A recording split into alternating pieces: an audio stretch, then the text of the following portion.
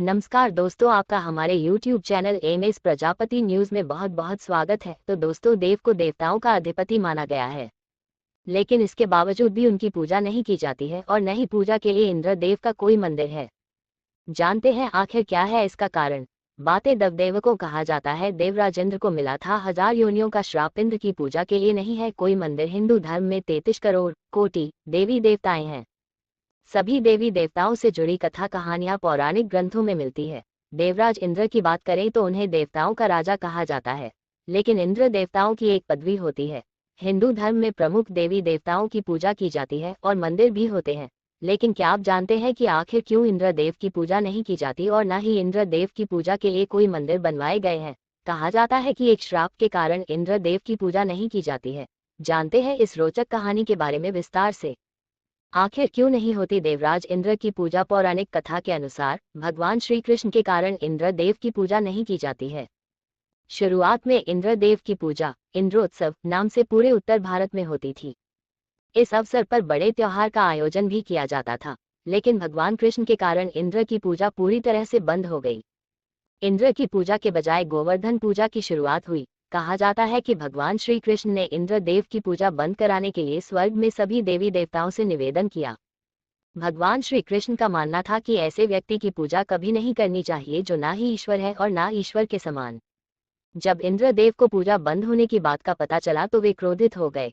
उन्होंने तुरंत बादलों को आदेश दिया कि ऐसी वर्षा करो कि ब्रजवासी पूरी तरह से डूब जाए और उनसे क्षमा मांगने पर विवश हो जाए। इंद्र के आदेश पर ऐसी ही वर्षा हुई और इससे ब्रजवासी परेशान हो गए।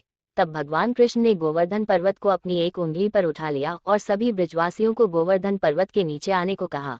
इस तरह के ब्रजवासियों पर वर्षा का कोई असर नहीं हुआ और इंद्र का अभिमान भी टूट गया। इंद्र देव को मिला था 100 योनियों का श्राप। इंद्र के चित्रों में उनके शरीर पर असंख्य आंखें दिखाई देती है। दरअसल ये आंखें गौतम ऋषि द्वारा मिले श्राप का परिणाम है।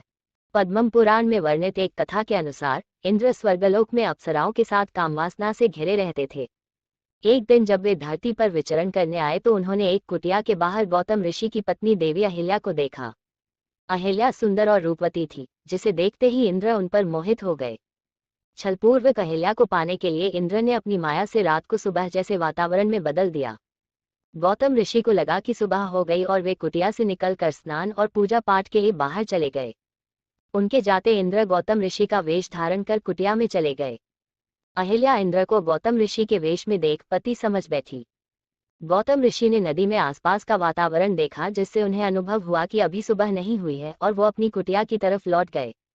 कुटिया लौटते ही उन्होंने देखा कि उनके वेश में कोई दूसरा पुरुष उनकी पत्नी के साथ रति क्रियाएं कर रहा है। गौतम ऋषि ने क्रोध में आकर पत्नी अहिल्या को जीवन भर पत्थर की शील बनने का श्राप दे दिया। उन्होंने इंद्र से कहा कि तुमने ये सब केवल एक स्त्री की योनि पाने के लिए किया। तुम्हें योनि की इतनी लालसा है तो तुम्हें वही मिलेगी। तब ऋषि ने इंद्र को 1000 योनियों का श्राप दे दिया और इंद्र के शरीर पर 1000 योनियां निकल आई।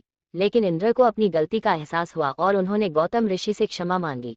फिर गौतम ऋषि ने उन योनियों को आंखों में बदल दिया। यही कारण है कि इंद्र की अधिकतर तस्वीरों पर असंख्य आंखें दिखाई देती है।